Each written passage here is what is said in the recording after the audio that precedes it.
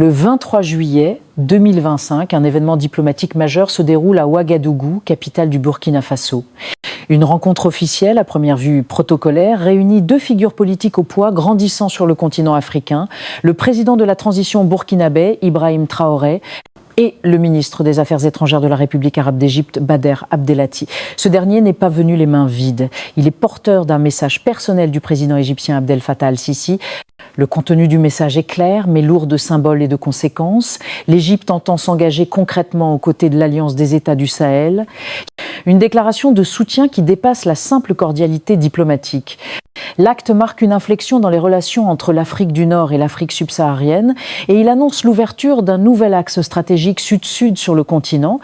L'Alliance des États du Sahel, AES, est née d'une rupture. En août 2023, le Niger est frappé par un coup d'État militaire. Le président Mohamed Bazoum est déposé par le général Abdourahmane Tiani. Rapidement, la CEDEAO menace d'intervenir militairement pour rétablir le pouvoir civil. En réaction, le Mali, le Burkina Faso et la Guinée manifestent leur opposition à toute intervention étrangère. Le 6 septembre 2023, le Mali, le Burkina Faso et le Niger signent à Bamako la charte du Liptako-Gourma, fondant ainsi une alliance de défense collective, l'AES. D'abord sécuritaire, l'alliance devient politique.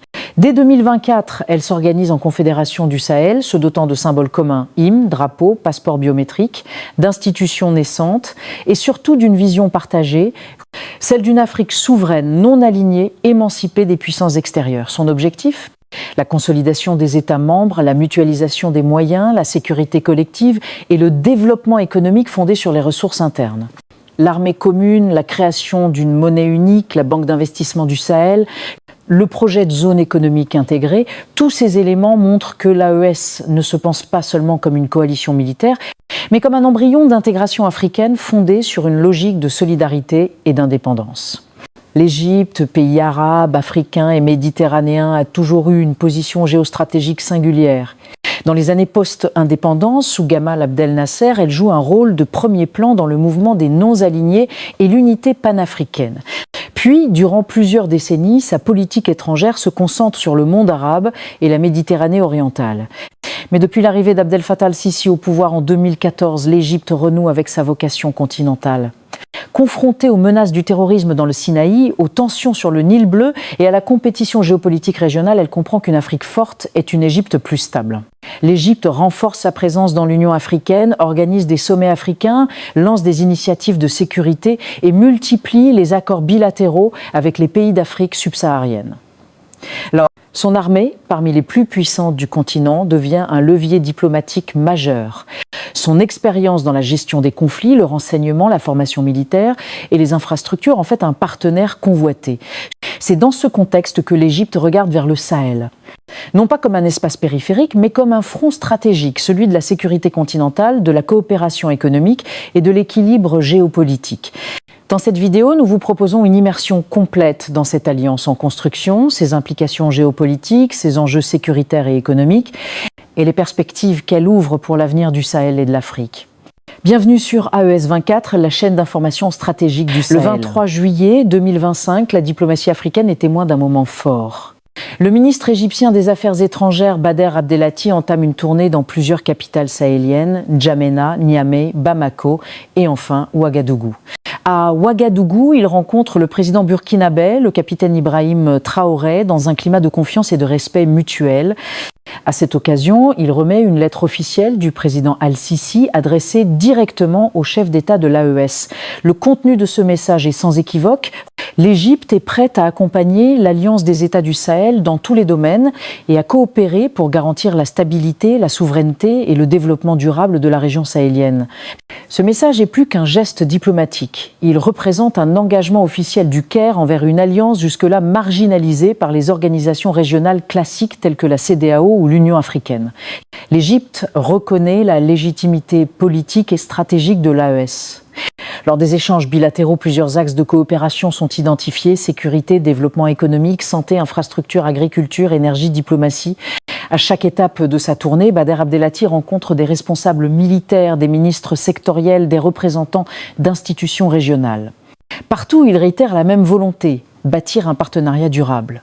Au cœur de cette nouvelle coopération, la sécurité occupe une place centrale.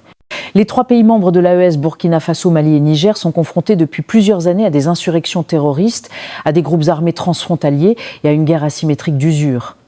L'Égypte, elle-même confrontée à des groupes djihadistes dans le Sinaï, a développé une expertise précieuse dans ce domaine. Dès 2022, l'Égypte proposait des formations à des officiers maliens. En 2025, plus d'une centaine d'entre eux ont été formés dans les académies militaires égyptiennes.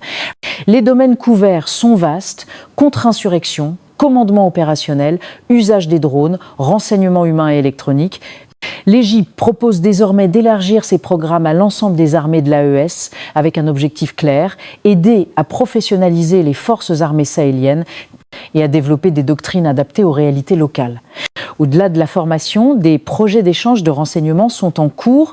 L'Égypte dispose d'un réseau performant de surveillance satellitaire, de capacités de cyberdéfense et d'unités spéciales expérimentées. La coopération inclut également un soutien logistique: équipements, pièces détachées, maintenance, dispositifs de transmission, moyens de transport sécurisés.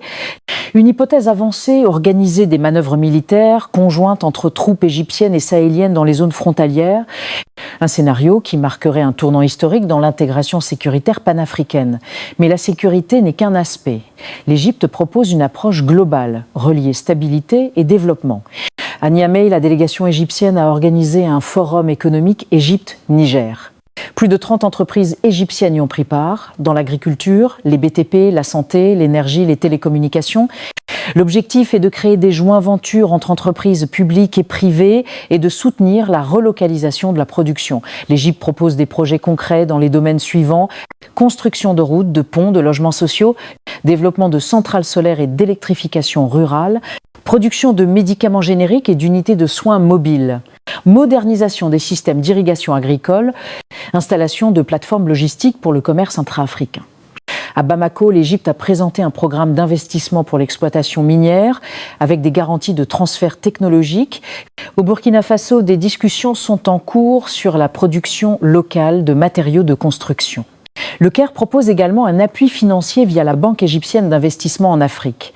Une ligne de crédit de 500 millions de dollars pourrait être débloquée pour soutenir les projets prioritaires de l'AES. Enfin, des universités et centres techniques égyptiens se disent prêts à accueillir des étudiants sahéliens dans les domaines de l'ingénierie, de la médecine, de l'agriculture et du numérique. L'un des piliers fondamentaux de cette nouvelle dynamique est le dialogue politique. Loin de se limiter à des échanges ponctuels, l'Égypte et les États de l'AES s'accordent sur la nécessité de bâtir un cadre diplomatique structuré et pérenne. C'est ainsi qu'est né le mémorandum de coopération diplomatique signé entre les ministères des Affaires étrangères respectifs. Ce document établit la tenue de consultations politiques trimestrielles, la création d'un groupe de suivi stratégique AES-Égypte, un calendrier d'échange entre parlements et conseils économiques, l'invitation réciproque aux grands forums bilatéraux, régionaux et continentaux. Ce dispositif vise à renforcer la coordination au sommet de l'Union africaine, au sein du G77, mais aussi dans les forums afro-arabes ou multilatéraux. L'Égypte, membre fondateur de plusieurs institutions régionales, pourrait servir de relais diplomatique pour faire entendre la voix de l'AES sur la scène internationale. Il est également envisagé de créer un observatoire conjoint de la souveraineté africaine chargé de produire des rapports indépendants sur les ingérences étrangères, les conditionnalités économiques ou les déséquilibres diplomatiques dans les instances internationales. L'alliance AES-Égypte ne passe pas inaperçue. Elle vient bouleverser les équilibres régionaux et internationaux. D'abord, elle représente une rupture assumée avec les puissances traditionnelles de la région, la France, les États-Unis, la CEDEAO et dans une certaine mesure l'Union européenne. L'Égypte reconnaît de facto la légitimité de l'AES alors que d'autres acteurs la contestent. Ensuite, elle ouvre un nouvel axe sud-sud entre l'Afrique du Nord et le Sahel. Un axe arabe-africain assumé qui combine expérience militaire, ressources naturelles, démographie, volonté politique. Cette alliance pourrait aussi attirer d'autres États africains en quête d'indépendance stratégique. Des pays comme le Tchad, le Soudan, l'Algérie ou la Guinée observent avec intérêt cette nouvelle configuration. Enfin, cette coopération pourrait se coordonner avec d'autres partenaires globaux, la Russie, la Chine, la Turquie, les BRICS, qui cherchent aussi à renforcer leurs liens avec l'Afrique sur des bases d'égalité et de respect mutuel. En somme, l'Égypte contribue à faire de l'AES non plus un bloc isolé ou marginalisé, mais un acteur géopolitique central dans la recomposition du continent. Toutefois, cette coopération prometteuse n'est pas exempte de défis. Sur le plan sécuritaire, La coordination entre armées hétérogènes peut être complexe. Les menaces sont mobiles, asymétriques et transfrontalières. Les risques d'infiltration et de sabotage existent.